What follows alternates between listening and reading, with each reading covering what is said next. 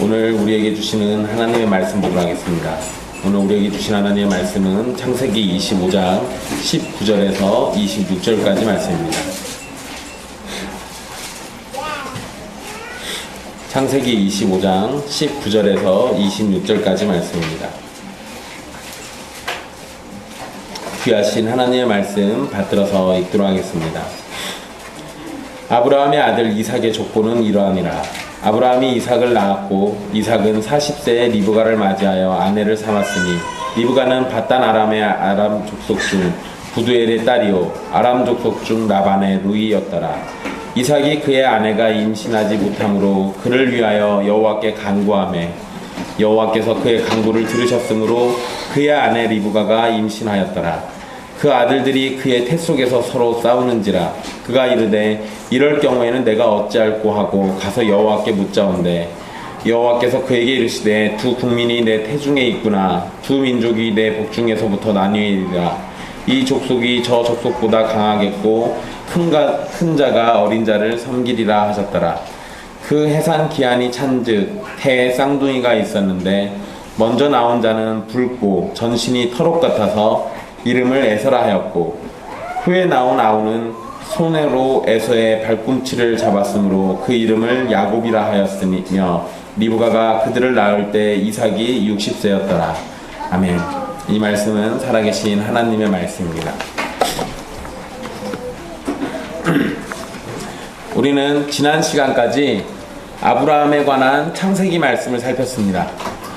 여러 사건이 있었는데 아브라함의 부르심 그리고 아브라함의 실패와 불순종, 그러나 하나님의 언약과 은혜, 이런 것들이 있었음을 우리는 살폈습니다. 이러한 중요한 주제들을 통해서 우리는 하나님의 신실하심을 배울 수 있었고 인간의 한계도 역시 배울 수 있었습니다. 그리고 우리가 전적으로 신뢰할 수 있는 분은 사람의 능력이나 힘이나 권세가 아닌 오직 하나님 한 분밖에 없음을 다시 한번 확인할 수 있었습니다. 이제부터는 아브라함의 아들 이삭에 대한 말씀들을 살피고자 합니다. 이삭에 대한 말씀은 이 족장들 중에서 사실 내용은 가장 짧습니다. 그런데 그래도 아브라함에 이어서 곧장 이삭이 나오고 이 이삭을 통해서 또 야곱으로 연결되기 때문에 역시 이삭도 매우 중요한 인물인 건 확실합니다. 19절에서 이삭의 족보를 언급하면서 시작을 합니다. 그런데 이게 좀 특이하게 시작을 해요. 아브라함의 아들 이삭의 족보는 이러하니라. 이게 보통은 이삭의 족보는 이러하니라 이렇게 시작을 해야 맞습니다. 다른 데는 다 그래요. 그런데 여기서는 특이하게 아브라함의 아들 이삭의 족보는 이러합니다 라고 시작을 합니다. 이삭의 족보를 언급하면서 아버지인 아브라함을 먼저 이야기하고 있어요. 그리고 곧장 또 아브라함이 이삭을 낳았고 라고 표현을 또 합니다. 그래서 같은 내용이 반복되는 것을 우리는 확인할 수 있는데요. 그래서 어떤 학자들은 내용이 자꾸 반복되니까 이거 이렇게 짜집기 하다가 미처 못 보고 이게 추가됐다 뭐 이런 식으로도 얘기해요. 이제 그냥 학자들이 하는 소리입니다. 그런데 일반적인 기록과는 다른 이러한 표현에서 우리는 일단 아브라함이 반복된다라는 것을 너무나도 쉽게 눈치챌 수 있습니다. 이삭의 족보를 언급하지만 굳이 이미 죽은 걸로 되어 있는 아브라함을 자꾸 반복해서 언급하는 이유는 하나님의 부르심을 받아 언약의 백성을 약속받았던 아브라함, 바로 그가 낳은 아들 이삭이라는 사실을 강조하고 있는 겁니다. 그러니까 아브라함의 강조점이 있는 것이고 역시 아브라함에게 주셨던 그 언약이 지금 이 이삭을 통해서 계속 이어지고 있습니다 라는 걸 우리에게 다시금 강조하고 있는 겁니다. 우리는 이 부분에서 무슨 학자들처럼 이건 짜집기 한 거야 이런 식으로 불신의 눈으로 바라보는 게 아니라 바로 이런 부분에서 그렇지 이 이삭은 언약의 자손이었어.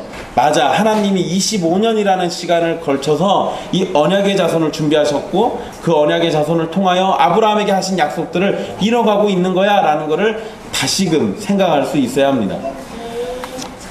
또한 이러한 기록은 아브라함의 하나님께서 이제 이삭의 하나님이 되신다는 사실로 연결할 수도 있습니다. 이것이 아주 중요한 것이요. 여러분 방금 제가 말씀드린 것처럼 아브라함은 25년이나 기다려서 약속의 자식을 얻었습니다. 그런데 도대체 이게 무슨 집안 내력인지 이삭도 자식을 곧장 못 납니다. 그런데 시작하면서 아브라함의 이야기로 시작한 거는 우리에게 바로 이런 걸 알려주는 거죠. 아브라함이 이미 경험했던 일인데 그거에 대한 해결책은 다른 곳에 있지 않고 하나님께 있다. 그러니까 아브라함이 낳은 아들 이삭이라는 얘기를 자꾸 하는 얘기는 이제 이삭이 겪게 될 이 문제의 해결책도 바로 아브라함에게 아들을 주신 바로 그분에게 있다라는 것을 우리에게 알려주는 거예요. 성경은 20절에 이삭이 40세에 리브가와 결혼했다라고 밝힙니다. 여러분 사실 이삭은 40세에 리브가를 맞아요 아내를 삼았으니 라는 이 굉장히 짧은 구절이지만 우리는 이미 이 짧게 설명한 이 구절이 얼마나 놀라운 일들의 연속인지를 알고 있습니다. 24장에서 계속 언급됐던 이야기인데 아브라함이 종을 불렀고 또 그 종은 아브라함의 명령에 순종해서 그 먼 길을 떠났고 먼 길을 떠나 도착해서 기도하자마자 기도가 끝나기도 전에 하나님께서는 기도를 응답해 주셨고 또 기도의 응답을 받았으나 이 여자가 과연 따라올 것인가 라는 그런 두려움이 있었을 텐데 이야기를 하고 별 걱정 없이 이 여자는 곧장 따라가겠다고 또 얘기합니다.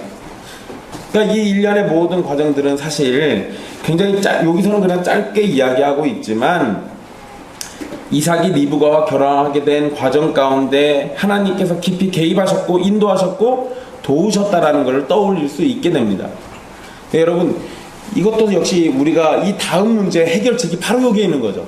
하나님께서 그렇게 도우시고 인도하셨다. 그런데 문제가 발생해요. 그러면 어떻게 하라는 얘기입니까? 하나님이 그렇게 극적인 장면을 연출해가지고 이삭과 리브가를 골려먹으려고 그러셨겠습니까? 아니요, 그럴 리가 없겠죠.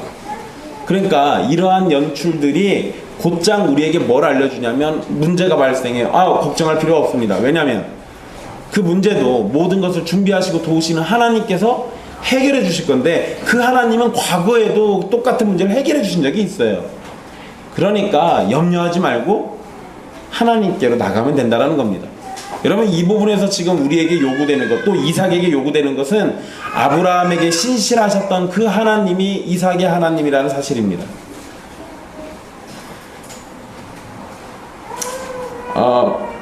이 리브가와 결혼한 이야기를 하고 난 다음에 리브가가 어디 출신인지를 밝히는데요. 바단 아람의 아람 족속, 그 중에서 부두엘의 딸이라고 얘기하고 또 역시 똑같은 표현이 나옵니다. 아람 족속 중 라반의 누이라고 얘기합니다. 부두엘은 리브가의 아버지니까 언급이 된 거고 오빠는 굳이 언급 안 해도 되는데 여기 오빠를 언급해 놨습니다. 그런데 이 오빠가 나중에 또 중요한 인물이 되죠. 야곱의 장인이 돼요. 여러분 이게 한국적 우리 유교적 사상으로 자꾸 이 성경에 있는 족보를 보지 마십시오. 굉장히 피곤해집니다. 이게 어떻게 무슨 사촌들끼리 결혼하고 오빠랑 동생이 결혼하고 막 그러는데 이건 우리의 시각으로 보시면 안 돼요. 그런데 어쨌든 여기에서 지금 굳이 모세가 부두엘은 당연히 리브가의 아버지였으니까 썼지만 라반을 언급한 이유는 이제 이 라반도 중요한 인물로 등장할 거라는 걸 다시 한번 알려주죠. 그런데 우린 이전에 이 라반이 어떤 인물인지 모세가 써놓은 기록을 이미 살폈어요. 돈에 굉장히 빠른 인물입니다. 그 인물을 여기다 다시 써놨습니다. 그런데 여기에서 중요한 건 리브가가 아람 족속이라는 거예요. 그것이 지금 2번 반복되어 있거든요. 오빠도 아람 족속, 아버지도 아람 족속. 그러니까 당연히 리브가도 아람 족속이겠죠. 근데 여러분 이 신명기에 보면 모세가 이 아브라함이 아람 사람이었다라고 기록을 하고 있습니다. 그러니까 모세도 아람 사람이고 모세의 자손들도 다 아람 사람이 되는 거예요. 이걸 언급한 이유가 있죠. 여기에서도 언급한 이유가 있고 신명기에서도 언급한 이유가 있습니다. 가나안 족속과는 상관이 없다라는 거예요. 가나안 족속과는 상관이 없다라는 겁니다. 이게 사실 굉장히 중요한 것이 나중에 야곱의 딸 디나가 세겜에서 강간을 당합니다. 그래서 이제 세겜 사람들이 우리의 자식들 줄 테니까 니들도 우리랑 결혼하자 이 얘기를 해요. 근데 그때 만약에 결혼했다면 이제 순수 이제 뭐 몇 대가 지나고 나면 그냥 이제 가나안 사람이 돼버려요. 그런데 그때 결혼하지 않습니다. 물론 그 과정에는 이 야곱의 아들들의 불법 행위가 있었어요. 살육이 있었고 약탈이 있었습니다. 근데 어쨌든 그러한 일들이 벌어졌지만 하나님께서는 어쨌든 아브라함의 자손들이 섞이지 않도록 여러 가지 모양으로 돌보고 계신 건 맞습니다. 그런데 그 이야기를 사실 여기서 아람 족속이라고 지금 언급하면서 다시 한번 강조시켜 주는 겁니다. 21절에 20절까지 이야기는 아주 분위기가 좋았는데요. 근데 21절에는 이삭의 족보에 문제가 발생했음이 나옵니다. 이삭의 아내인 리브가가 임신하지 못했다는 겁니다. 우리는 이 부분에서 당황하지 않을 수 없어요. 아브라함이 자식을 낳게 되면 훗날 하늘의 별과 같이 땅의 모래알 같이 많아질 것이라고 했는데 하나님께서 지목하신 아들은 이삭이었죠. 사실 아브라함에게는 아들이 여러 명 있다고 말씀드렸습니다. 그것도 정황상 이삭보다 다 나이가 많은 아들들이에요. 그런데 그 아들들 다 물리치고 하나님이 콕 집어 지목한 건 바로 이 이삭입니다. 그런데 그 아들 이삭이 자식을 낳지 못하고 있어요. 아버지 아브라함이 그랬던 것처럼 아들 이삭도 자식을 낳지 못하고 있습니다. 그런데 여러분, 우리를 정말로 당황스럽게 만드는 건 사실 이 바로 이삭의 족보 앞전에 있었던 족보예요. 이삭의 족보 바로 앞에 이스마엘의 족보가 나오는데 심지어 그 족보에는 이스마엘의 아들이 12명이나 기록되어 있습니다. 게다가 그냥 아들들이 아니라 그들은 촌과 부락을 이루는 12지도자들이라고 언급합니다. 그러니까 이스마엘에 대해서는 번성했다는 걸 기록하고 곧장 이삭에게는 자식이 없다라는 걸 성경이 기록하고 있어요. 이래서 우리가 당황하는 거죠. 아니 이게 뭐야 이거. 하늘의 별과 같이 바다의 모래알 같이가 이스마엘이었나? 이렇게 착각하게 만드는 거죠. 약속의 자녀는 분명 이삭입니다. 그런데 약속 밖에 있는 이스마엘은 자녀들의 숫자가 늘어나고 있고 약속 안에 있는 이삭은 임신하지 못함으로 인해서 신음하고 있습니다. 여기서 인간적인 생각을 해본다면 아브라함에게 하신 약속을 이루는데 자식도 낳지 못하는 이삭보다는 12명의 자식을 거느리고 있는 이스마엘이 훨씬 더 적합합니다. 그러나 그거는 겉으로 보이는 것만으로 생각하는 인간의 생각이죠. 하나님의 약속과 전혀 상관이 없는 판단입니다. 사실 여러분, 그냥 우리는 이미 아브라함을 통해서 경험되어 왔어요. 자식을 못 낳는 사람인데 하나님이 큰 일을 위해서 부르셨다? 이거 좀 앞뒤가 안 맞잖아요. 그런데 하나님은 그 앞뒤가 안 맞는 그 상황 가운데서도 아브라함에게 복을 베푸셔서 100살이 돼서 정말 아들을 얻었어요. 또 그 과정 가운데 모든 일들 가운데 아브라함은 형통하게 됩니다. 그러니까 비록 숫자로는 뭔가 이상해 보여도 하나님은 분명히 자신의 약속을 이루고 있는 거예요. 숫자가 아무리 크더라도 하나님의 선택 밖에 있다면 그것은 아무런 의미가 없는 겁니다. 아무리 숫자가 적고 미약하더라도 하나님의 언약과 선택 안에 있다면 그것은 미래를 향한 확실한 소망이 있고 하나님의 언약 안에서 신실하신 하나님을 경험하게 될 겁니다. 신자는 외형적으로 판단할 것이 아니라 하나님과의 관계로 판단되어야 마땅합니다. 여러분, 언젠가부터 교회를 판단하는 기준이 예배당의 크기와 성도들의 숫자가 되어버렸습니다. 사실 한국 교회는 이게 굉장히 오래된 이야기예요. 예배당이 크고 화려하고 교인들의 숫자가 많으면 그것이 훌륭하고 좋은 교회라고 보는 겁니다. 그러한 생각이 목사나 성도들을 지배하기 시작했고 직분자들은 예배당을 더 키울 생각에 빠지고 목사는 여러 수단들을 동원해서 교인 숫자를 늘리기에 힘을 씁니다. 물론 여러분, 예배당이 크거나 교인 수가 많은 것 자체가 잘못됐다라고 얘기하는 건 아닙니다. 외형적으로 판단되어서는 안 된다는 거죠. 자꾸 그 겉보기로만 판단하면 안 된다는 겁니다. 여러분, 제가 예전에 개혁주의 개척교회 세미나라는 데를 간 적이 있습니다. 서울에서 하는데요. 1박 2일 동안 개혁주의로 개척교회를 어떻게 할 것인가. 거기 가서 저는 진짜로 무슨 개혁주의의 신학에 입각해서 개척해서 이 교회가 성장하는 거 이런 거 배우러 간 줄 알았어요. 근데 가서 보니까 거기서 숫자 늘리는 거 알려줘요.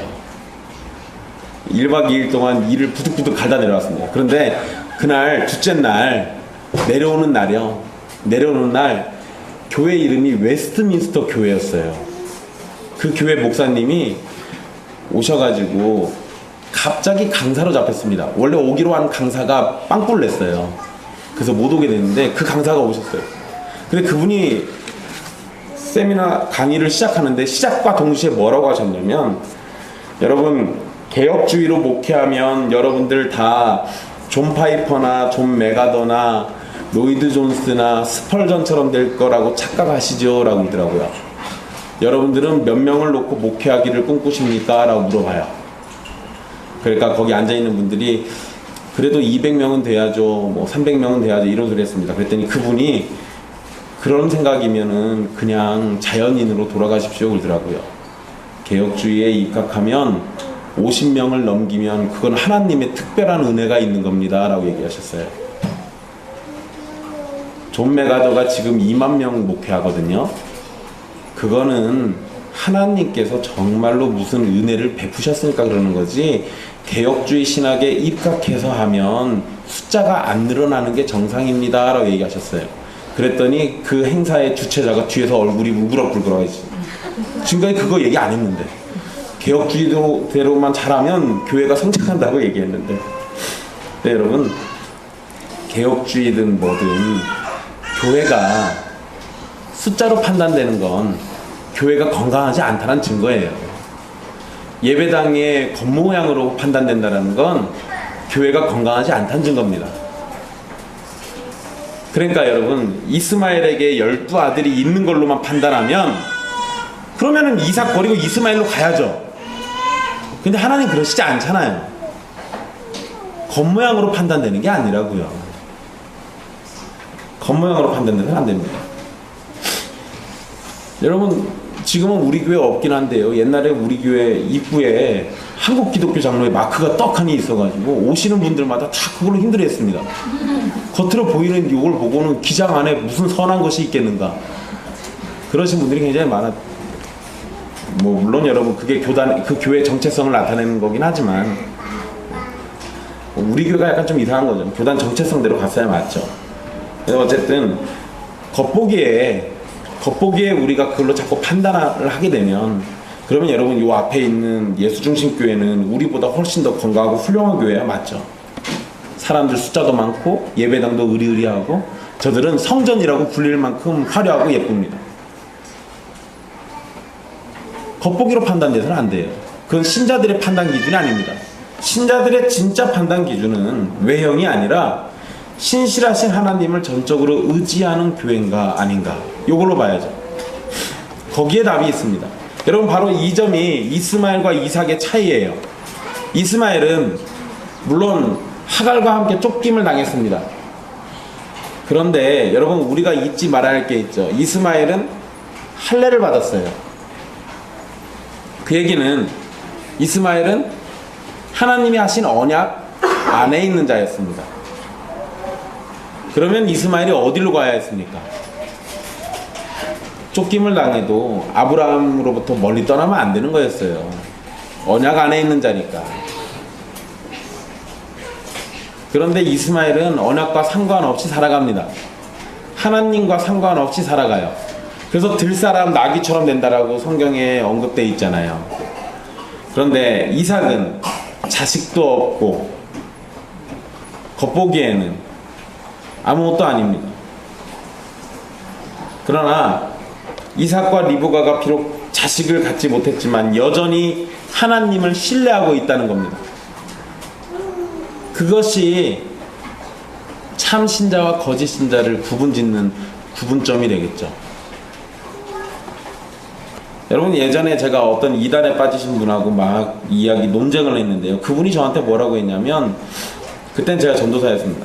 전도사님 있는 교회 성도는 몇 명이나 됩니까? 라고 물어봐요.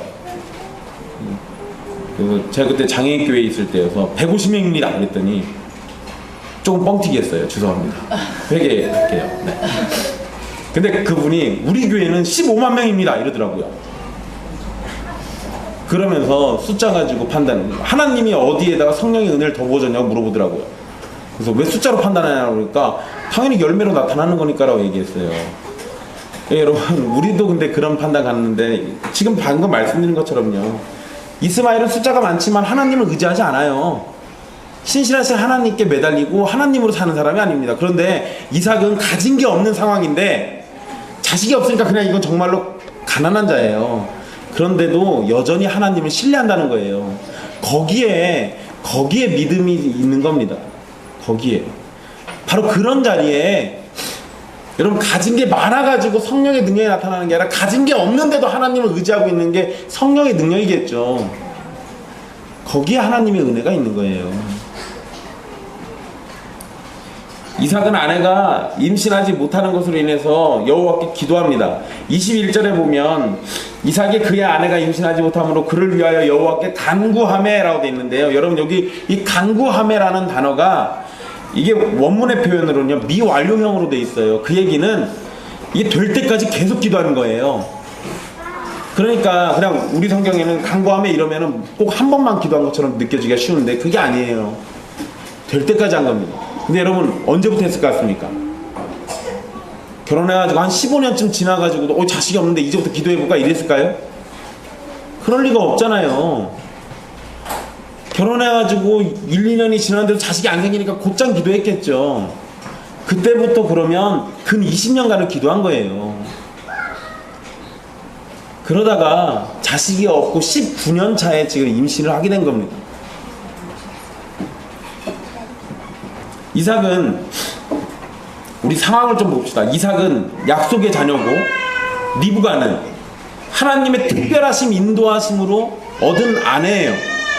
완벽한 조합이죠. 이것만큼 하나님께 은혜 받은 조합이 없어요. 그런데 여러분 그렇게 은혜가 넘치는 것 같은 이 조합에 임신하지 못하는 어려움이 있습니다.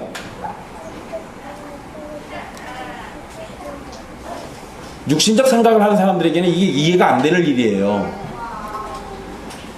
여러분 임신하지 못하는 어려움 앞에는 약속의 자녀로 권능 가운데 태어난 것이나 특별한 인도하심으로 하나님의 도우심을 받은 아내라는 것이 아무런 힘이 되지 않아요. 약속의 자녀일지라도 그들에게 고난은 찾아옵니다. 특별히 인도함 받아서 신속하게 기도 응답이 된 그런 존재라도 그들에겐 고난이 찾아와요. 그들에게 있어서 할 수 있는 건 오직 하나님의 능력과 도우심을 의지하는 것밖에 없습니다. 결국에는 하나님은 이삭의 기도를 들어주셨고 리브가로 하여금 임신하도록 하셨습니다. 여러분 이제 문제가 해결된 거 알죠? 그래도 사실은 임신을 못했는데 임신이 됐으니까. 게다가 아버지보다 성공했습니다. 아버지는 25년인데 자기는 20년 만에 해결됐으니까요. 그런데 문제가 끝난 게 아니죠.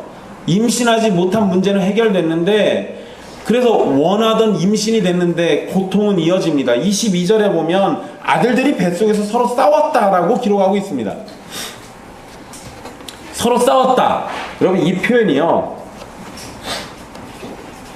그냥 여기에는 서로 싸웠다 이러면 우리는 뭐 형제들이 뱃속에서 따닥 붙어가지고 막 서로 막 그냥 밀치고 때리고 꼬집고 이런 정도로 이해하는데요.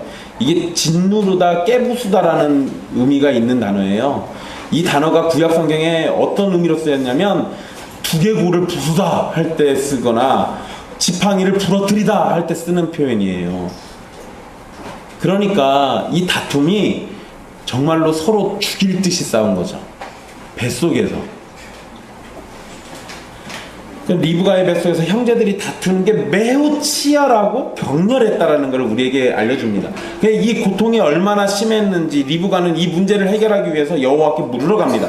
여러분 여기서 우리가 착각하면 안 되는 것이요. 리브가는 자기 뱃속에 쌍둥이가 있는지 모르는 겁니다. 그러니까 임신을 했는데 배가 너무 아파요. 왜 이렇게 아픈지 모르는 거예요. 그래서 지금 물으러 간 겁니다. 단지 임신했는데 이 배가 너무 아프니까 그래서 이게 물으러 간 건데 흥미롭게도 리브가가 가서 여호와께 묻자온대 라고 이렇게 우리 성경에는 기록되어 있습니다. 근데 여러분 이 표현은 가서 여호와께 묻자온대 라는 이 표현은요 원래는 선지자들한테 물으러 갈 때 쓰는 표현이에요. 선지자한테 물으러 갈 때. 근데 이제 우리는 가서 여호와께 묻자온대라고 하면 우리는 이제 제일 먼저 생각하는 게 리브가가 하나님께 기도했구나. 남편도 기도하고 아내도 기도하고 이 두 부부는 기도의 사람이구나 라고 생각하기가 쉽습니다. 우리 사실 보통 그렇게 알고 왔어요. 여러분 근데 그거 틀린 건 아닙니다. 기도해서 하나님한테 물을 수 있으니까요. 틀린 건 아닌데 구약 성경에서 여호와께 묻자온대라는 표현이 선지자에게 질문한다라는 걸 생각하면 이것도 똑같이 만약에 선지자에게 질문하는 거라고 의미를 갖는다고 하면 그럴 수 있는 거예요. 다 선지자한테 물어봤을 수도 있죠. 그런데 이제 이러면 우리가 또 질문이 하나 생겨야겠죠. 아니 그럼 이때 선지자는 누구야? 왜냐면 아직까지 선지자가 활동했다라는 얘기는 우리가 본 적이 없습니다. 그런데 여러분 본 적이 없는 줄 알고 착각하고 덮으려고 그랬는데 마침 생각나는 선지자가 하나 있어요. 하나님께서 이전에 아브라함을 향해서 그는 나의 선지자다 라고 하신 적이 있습니다. 아비멜렉 왕하고 문제 생겼을 때요, 아비멜렉 왕한테 그랬어요. 그는 나의 선지자다. 그러니까 그걸 생각해 보면 이 아브라함한테 물어보러 갔을 수도 있습니다. 그러니까 시아버지 아브라함한테 가서 하나님께 좀 여쭤봐 주세요 라고 했을 수도 있어요. 여러분 분명 아브라함은 앞전에 죽은 걸로 기록되어 있지만 전에도 말씀드렸듯이 에서와 야곱이 태어나고도 15년 뒤에 죽어요. 그러니까 임신했을 때는 아직 살아있는 거잖아요. 그런데 여기에는 아브라함이라는 얘기가 안 나와요. 왜냐하면 성경에 이미 죽었다라고 기록을 해놨으니까 굳이 여기서 등장시키고 싶지 않을 수도 있는 겁니다. 그래서 그냥 아브라함 이름을 기록을 안 했을 수도 있어요. 그러니까 여러분 두 가지를 다 생각하세요. 그냥 리브가가 기도했다라고도 생각할 수 있고 또 다른 의미로는 선지자로 불리는 아브라함한테 가서 물어봤을 수도 있는 거예요. 두 가지 다 가능성은 있습니다. 그런데 여러분 이렇든 저렇든 어쨌든 임신하지 못했을 때 기도했던 이삭처럼 고통 중에 리브가는 하나님을 의지했다라는 것은 변하지 않습니다. 그러니까 지금 부부가 둘 다 기도를 했네 안 했네 뭐 이건 굳이 중요한 문제가 아니에요. 확실한 건 둘 다 신실하신 하나님만 바라보고 있다라는 거예요. 성도에게 고난과 괴로움이 찾아옵니다. 그때 우리는 기도의 자리로 나아가게 돼요.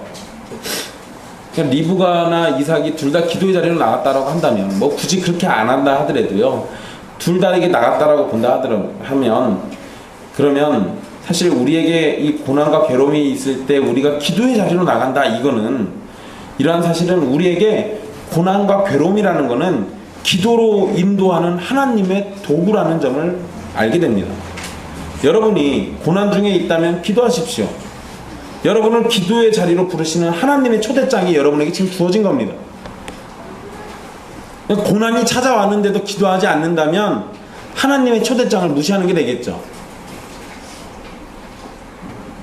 하나님의 택하심을 받은 백성들이 하는 기도는 공허한 외침이 아니라 하나님의 뜻과 영광을 자녀들에게 드러내시는 수단이며 하나님의 백성들로 하여금 하나님만 찾고 구하며 의지하는 법을 알려주는 참된 길입니다.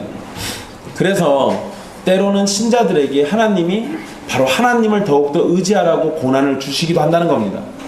그러니까 우리에게 찾아오는 고난은 만약에 우리가 신자가 아니라면 나중에 죽어서 지옥불에서 받게 될 형벌에 대한 연습이 되겠지만, 우리가 신자라면 우리로 하여금 하나님께로 더 가까이 나아가도록 돕는 지름길이 되는 겁니다. 그러니 여러분, 고난과 괴로움이 우리를 찾아오고 문제와 역경이 우리를 찾아와서 우리의 삶을 두들기는 거, 이거는 슬퍼할 일이 아니에요. 내가 하나님의 자녀들이라면 오히려 이때 하나님을 더 가까이 할 수 있다라는 사실을 배우는 겁니다. 하나님께서 리브가에게 말씀을 하시는데요, 리브가의 뱃속에는 두 국민이 있고 두 민족이 뱃속에서부터 나눠질 거라고 말씀하셨습니다. 여러분, 두 국민이나 두 민족이 다른 단어긴 합니다. 그런데 사실상 의미는 같아요. 리브가의 뱃속에는 어쨌든 쌍둥이가 있는 거고 그리고 이들은 각각 민족을 이루게 될 거라는 겁니다. 여러분, 여기까지는 크게 문제가 되지 않습니다. 오히려 쌍둥이가 각각 민족을 이룬다는 말씀은 아브라함에게 하신 약속이 확실히 성취되어 가고 있다고 생각할 수 있습니다. 왜냐하면 큰 민족을 이루게 되고 여러 민족의 아버지가 될 거라고 했으니까, 그렇게 되면은 오히려 더 맞는 말이죠. 감사한 얘기예요. 그런데 문제는 이 뒤에 표현입니다. 이 족속이 저 족속보다 강하겠고 큰 자가 어린 자를 섬기리라. 여러분, 여기서 이 족속 저 족속은 정확히 누군지는 모릅니다. 여기에서 표현대로는 이 족속이 야곱인지 에서인지 몰라요. 그런데 문맥상 또 뒤에 있는 표현상 이 족속이 저 족속보다 강하다라고 할 때 이 족속은 당연히 야곱이 될 테고 저 족속은 에서가 됩니다. 여러분, 여기에서 생각할 게 있어요. 저 족속이 이 족속보다 강하겠고가 아니고 이 족속이 저 족속보다 강하다라는 표현 쓰잖아요. 가까이 있는 족속, 하나님께 가까이 있는 족속이 저 멀리 떨어진 족속보다 강하다라는 표현이잖아요. 그러니까 하나님의 마음이 지금 어디에 가 있는가를 우리에게 보여주는 겁니다. 게다가 큰 자가 어린 자를 섬기리라 라고 얘기해요. 여러분, 이삭과 리브가 입장에서 심각한 문제가 발생했습니다. 큰 자가 어린 자를 섬기게 될 것이라는 하나님의 말씀이에요. 사실 이건 굉장히 곤란한 얘기죠. 왜냐하면 형이 훨씬 더 커야 하는데 동생이 그래도 형보다 좀 모자라야 이게 순리상 맞는데 이게 지금 뒤집어졌잖아요. 임신 후에 이제 출산할 때가 돼서 자식을 낳게 되는데요. 24절에 보면 쌍둥이를 낳았다라고 얘기합니다. 그런데 먼저 나온 자는 붉고 전신이 털옷 같아서 이름을 에서라고 짓게 됩니다. 큰아들 에서의 특징은 빨갛다라는 거예요. 그런데 여러분, 이 빨간 게 피부색인지 머리카락인지 아니면 몸에 난 털 색깔인지는 정확하지 않습니다. 그냥 빨개요. 근데 우리는 이걸 가지고 이제 북다라는 걸 가지고 아, 몸이 빨간색이구나. 여러분, 온몸이 빨간 애기가 태어나면 섬뜩하지 않겠어요? 근데 사실 굳이 그게 아니라도 좀 섬뜩합니다. 왜냐면 전신이 털옷 같다라고 얘기하잖아요. 온몸이 털로 둘러싸여 있는 털보입니다. 근데 만약에 그 털이 빨간색, 이것도 사실 좀 예사롭지 않아요. 근데 여러분, 이게 고대 근동의 기록에 보면 온몸에 털이 나 있다 이러면 이 부모에게 좀 불효하는 자식으로 이렇게 묘사됩니다. 게다가 또 빨간색도 이 불효와 또 연관되긴 해요. 근데 이제 그건 고대 근동의 이야기고요. 어쨌든 그냥 성경에서 이렇게 묘사를 했습니다. 물론 여러분, 재밌게도 뒤에 가면 에서는 이삭과 리브가의 근심덩어리가 돼버립니다. 그러니까 고대 근동의 그 개념이 사실 살짝 적용된 건 맞는 것 같긴 해요. 에서의 몸에 에서가 빨갛다라는 것 때문에요. 또 에서가 나중에 이 빨간색 팥죽을 먹은 사건 때문에 에서의 별명을 에돔이라고 부르는데 에서의 후손들의 이름이 에돔이 됩니다. 이것도 역시 붉다, 빨갛다라는 의미에서 유래한 표현이에요. 그리고 여러분, 전신이 털옷 같다라는 건 이것도 사실 좀 되게 재밌는 표현인데요. 에서의 몸에 털이 많았다라는 표현인데 털이라는 이 단어가 나중에 에서의 후손들이 살게 되는 세일이라는 지역을 나타내는 그 단어하고 이 발음이 비슷해요. 그래서 세일산과 이 털이 이 발음이 비슷해서 그래서 언어 유희가 여기 껴있다라고 학자들이 보기도 합니다. 어쨌든 확실한 건 에서는 털이 많은 사람인 건 맞아요. 에서에 대한 묘사는 훗날 에서의 자손인 에돔과 연결되는 표현들입니다. 그리고 이제 다음으로는 이삭이 태어나는데요. 이삭은 에서의 발꿈치를 잡았다고 해서 이름을 야곱이라고 부릅니다. 여러분, 야곱의 신체에 대한 표현은 나오지 않습니다. 에서는 신체를 표현했죠. 빨갛고 온몸에 털이 있다. 근데 야곱은 신체에 대한 표현은 없어요. 대신에 야곱이 한 행동에 대해서 설명하고 있죠. 여러분, 우리는 보통 야곱이라는 이름의 뜻을 속이는 자, 붙잡는 자, 움켜쥐는 자 이렇게 알고 있습니다. 여러분, 그런데 부모가 자식의 이름을 짓는데 너는 앞으로 속이는 자가 되라 하고 야곱이라 적겠어요? 그럴 리는 없겠죠. 부모가 자식 이름 짓는데 무슨 이렇게 사기꾼이라고 이름 짓는 사람이 어디 있습니까? 그러지는 않았을 겁니다. 단지 이 붙잡는다라는 단어와 어원이 같고 나중에 야곱의 행동이 속이는 모습을 잘 보여주기 때문에 그 의미, 이 속이는 자라는 의미는 야곱이 나중에 생활하고 난 다음에 뒤에 붙여진 표현이라고 보는 게 맞아요. 그리고 최근 학자들의 연구에 의하면 야곱이라는 단어 자체가 부정적으로는 붙잡는다라는 의미가 있는 게 맞긴 한데 긍정적으로는 보호하다라는 의미가 있습니다. 이게 그러니까 이런 의미가 되는 거죠. 이삭과 리브가는 하나님께서 보호해 주시기를 이란 의미로 이름을 야곱이라고 졌을 가능성도 있어요. 그런데 여러분, 그거는 뭐 학자들이 연구해서 이렇게 뭐 좋은 의미를 찾아낸 건 고맙긴 한데요. 그런데 성경은 그 의미가 설사 있다 하더라도 관심이 없어요. 성경의 관심은 발꿈치를 잡았다라는 거에만 관심이 있습니다. 여러분, 왜 발꿈치를 왜 잡았겠습니까? 그래서 형보다 더 먼저 나오려고. 고마워요. 그러죠. 둘이 다퉜다고 그랬잖아요. 그리고 형이 따라 나가니까 자기도 먼저 나가려고 막 붙잡고 막 움켜쥐면서 따라 나갔겠죠. 그러니까 이미 뱃속에서부터 위아래 싸움을 하고 있는 겁니다. 뱃속에서부터 위아래 싸움을 하고 있는 거예요.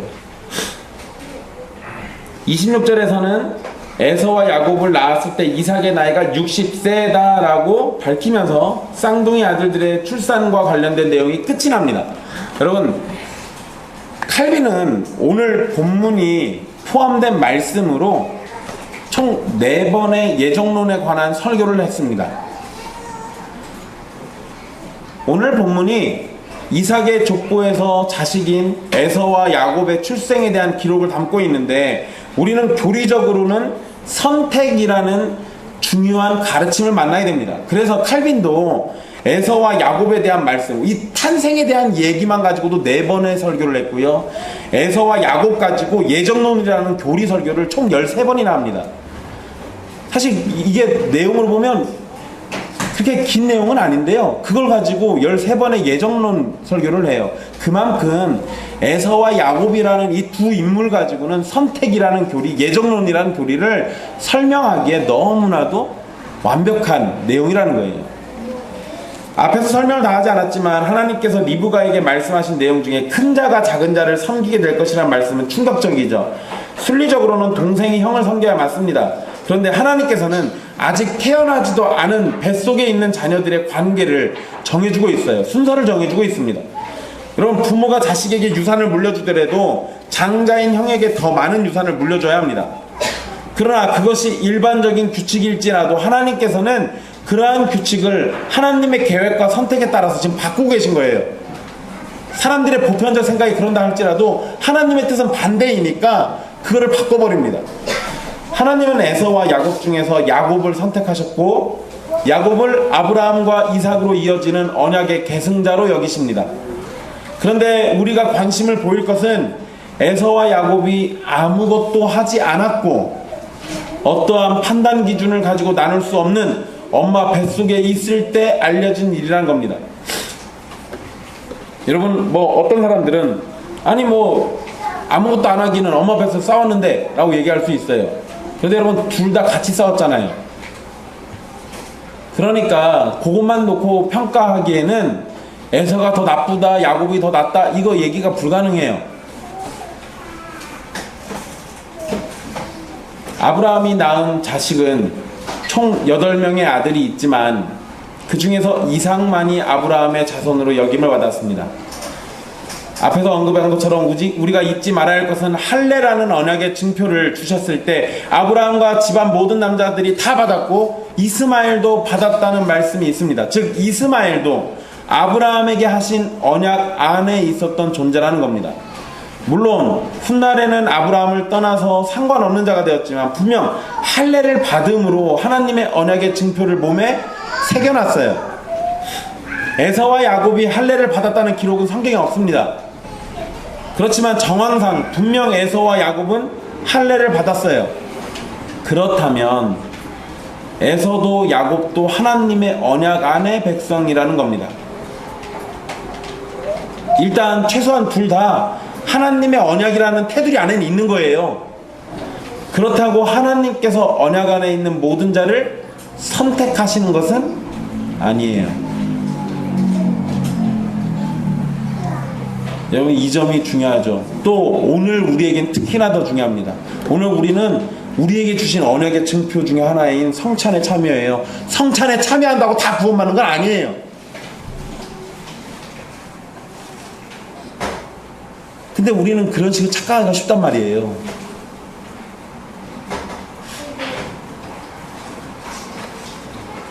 여러분, 에서와 야곱의 이런 점에 대해서 사도 바울은 로마서 9장에 자세히 설명해 놨습니다. 로마서 9장 11절에 보면 이렇게 말씀합니다. 그 자식들이 아직 나지도 아니하고 무슨 선이나 악을 행하지 아니한 때에 택하심을 따라 되는 하나님의 뜻이 행위로 말미암지 않고 오직 부르시는 이로 말미암아 서게 하려 하사. 아멘. 하나님께서는 선이나 악을 행하는 것을 따라서 선택하시고 버리시는 것을 결정한 게 아닙니다. 오히려 에서와 야곱이 선과 악을 행하기도 전에 택하셨어요.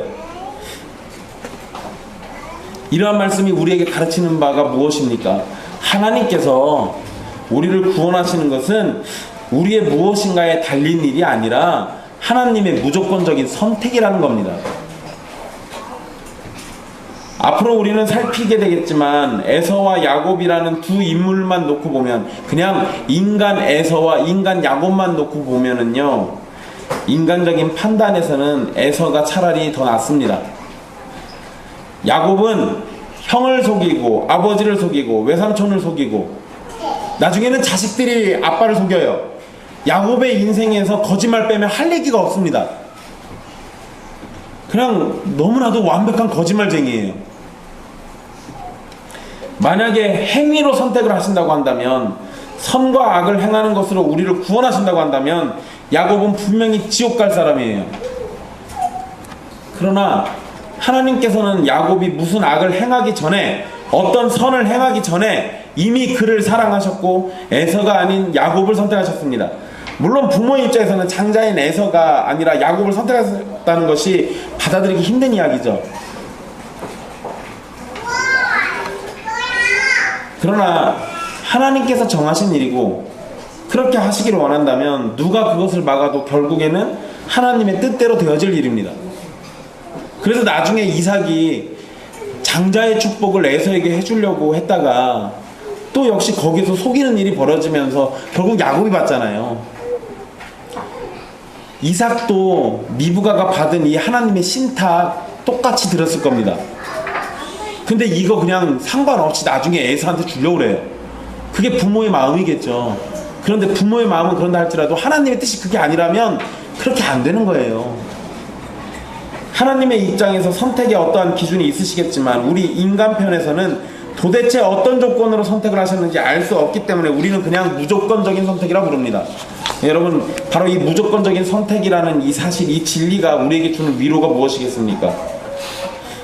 우리의 행위나 모습 이전에 우리를 선택하신 것이라면 지금의 우리가 가진 초라함이나 아니면 우리에게 나타나는 떨치지 못하는 이 습관적인 죄악이나 병약함이나 능력 없음이 아무런 걸림돌도 되지 않는다는 겁니다.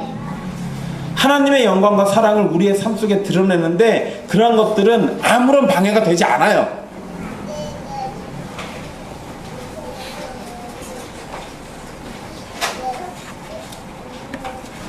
우리의 어떠함 때문에 선택하신 것이 아니라는 사실은 우리가 아무리 초라해도 볼품이 없다 하더라도 주께서는 그러한 것과 상관없이 그리스도 안에서 기뻐하신 뜻을 따라 선택하신 일이기에 우리의 상황과 상관없이 확실히 주의 은혜를 얻게 될 것이라는 점입니다. 여러분, 노예 가면은요, 노예 가면 우리 옛길교회는 아직 교회도 아니죠. 기도처로 되어 있습니다. 우리는 설립 예배를 드린 적이 없으니까. 그러니까 저는 담임 목사라고도 부르면 안 돼요. 설립 예배도 안 드렸으니까. 게다가 우리 교회는 당회도 없잖아요. 조직교회도 아니에요. 그러니까 겉모양으로만 놓고 보면 다른 의리의리한 교회 막 200명 300명 모이는 교회 목사하고 저는 비교될 수밖에 없겠죠. 그리고 실제로 여러분 노예에 가면 그렇게 성도수가 많은 교회 목사님과 저처럼 이렇게 전주 예길교회 목사하는 사람하고는 비교가 됩니다. 대우도 달라요. 제가 가면 본체 만체 가고 400명 500명 된 교회 목사님 오시면 막 서로 인사하고 그럽니다. 우선 안디옥교회 목사님 같은 분들 오시면 난리 나죠. 막 가서 악수라도 한 번 더 하려고 그래요. 근데 여러분, 만약에 그렇게 눈에 보이는 걸로 하나님께서 우리를 판단해서 구원한다고 하면 설사 저는 구원받더라도 저 끝자리에 가가지고 부끄럽게 고개도 못 들고 그렇게 구원받겠죠. 근데 여러분, 그거는 사람의 생각이고요. 하나님의 선택은 그런 것과 상관이 없다라는 겁니다. 교회의 크고 작음과도 상관없고 목사의 능력이 많이 나타나고 안 나타나고 이런 거하고도 아무 상관없어요. 그냥 하나님께서 자신이 그리스도 안에서 기뻐하신 뜻을 따라서 우리를 선택하신 일이고 그 일로 우리를 구원하시기 때문에 우리가 가진 일들로 우리의 한 행위나 이런 것들로 어떠한 평가를 받지 않는다는 거예요. 감사한 일이죠. 물론 여러분, 최후의 심판날 우리의 행위가 평가의 척도가 되는 건 맞긴 합니다. 그러나 그거는 그리스도 안에 있을 때 더하고 덜하고 이런 게 없어요. 우리는 그리스도 안에 있기 때문에 우리의 평가는 하나님께서 충분히 만족할 평가가 되는 겁니다. 근데 그 모든 과정의 시작이 바로 이 하나님의 조건 없는 선택에 있다라고요. 그렇기 때문에 우리에게는 이게 바로 큰 위로가 되는 거예요. 그리고 하나님께서 우리를 무조건적인 선택으로 불러주셨다라는 진리를 우리가 마주하게 됐을 때 우리는 하나님을 더욱더 사랑할 이유를 얻게 됩니다. 내가 하나님이 원하시는 그걸 미처 다 하지 못했는데도 하나님 날 사랑하셨다고요. 하나님께서 원하시는 어떠한 선한 모습이나 아름다운 모습이나 영광스러운 모습을 드러내기도 전에 하나님은 이미 날 사랑하셨다고요. 그러면 내가 어느 자리에 어떤 상황에 있든지 하나님을 더 사랑할 이유가 바로 거기에 있잖아요. 나를 아무런 조건 없이 아무것도 보지 않고 그냥 나라는 존재 자체를 사랑하셨다고요. 내가 성공해서 하나님께 더 많은 거 드려야지. 아니요, 여러분, 그런 거 생각 안 하셔도 돼요. 내가 비록 너무 초라하게 있다 할지라도 하나님이 날 선택해서 부르셨다면 그 사랑은 이미 나에게 넘치도록 충분해요. 그러니까 그 진리를 마주할 때 내가 하나님을 더 사랑할 이유를 찾게 되는 거죠. 여러분, 이번에 10월 3일 날 저 광장에서 굉장히 기쁘고 행복한 시간이라고 하면서 헌금하는 시간이 있었습니다. 하나님 기뻐하시는 일이라고.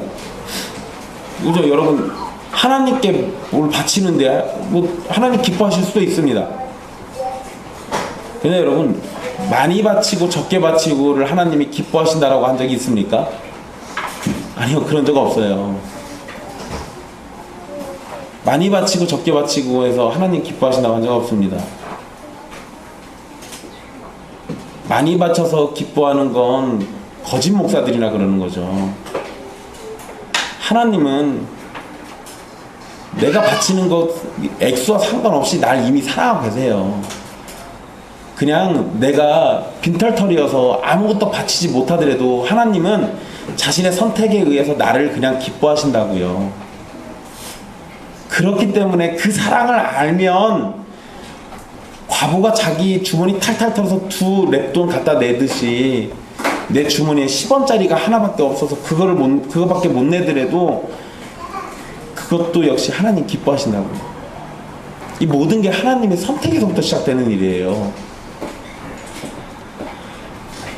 또 여러분, 앞에서 말씀드린 것처럼 겉보기에 초라해도 주님의 선택을 받은 백성이라면 크기와 숫자 상관없이 주님의 놀라운 은혜를 경험하게 될 겁니다. 동시에 우리가 살필 것은 이 선택에 대해서 우리가 너무 이렇게 감사한 마음을 품고 있다가 우리가 자칫 선택과 언약을 동일시하는 경우가 있어요. 그래서 그냥 언약 안에 있으면 구원받겠거니 생각하는 경우가 있습니다. 여러분, 이건 우리가 그냥 지금 우리에게 적용한다면 이런 거예요. 여러분들이 세례를 받았더라도 선택은 못 받을 수 있습니다. 교회 안에 들어와서 예배를 드린다 할지라도 선택 못 받을 수도 있어요. 성찬에 참여한다 하더라도 선택을 못 받을 수도 있습니다. 그러니까 언약 안에서 태어났다 하더라도 선택에서 제외되는 이스마엘과 에서가 있듯이 언약 안에 있다는 사실에 안주하면 안 되는 겁니다. 하나님께서 나를 부르신 확실한 증거를 찾기까지 안주하지 마십시오. 그런데 그것을요, 여러분들의 삶의 모습에서 찾지 마세요. 하나님, 저에게 선택의 증거가 무엇입니까? 내가 철저하게 회개하고 철저하게 중생의 증거를 내세우고 성령의 9가지 열매가 내 몸에서 나타나고, 여러분 이게 선택받은 증거로 나타날 수도 있긴 한데요, 사람들이 놓치는 게 있어요. 이거 내 행위잖아요. 그냥 성령 안 받고도 그런 행위로 그런 것을 드러낼 수도 있어요.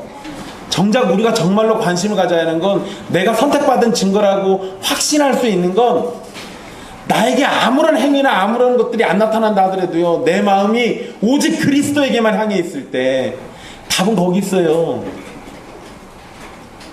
그리스도를 통해서 받게 되는 은혜로 나타나는 그 은혜들을 보는 게 아니라 그리스도 그 자체를 봐야 돼요.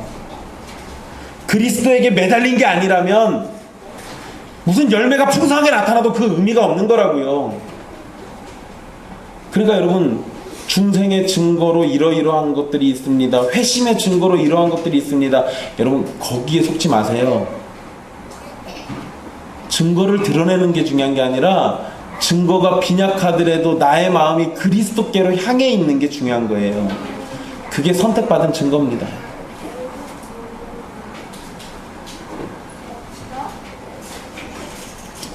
언약과 선택은 동일한 것이 아닙니다.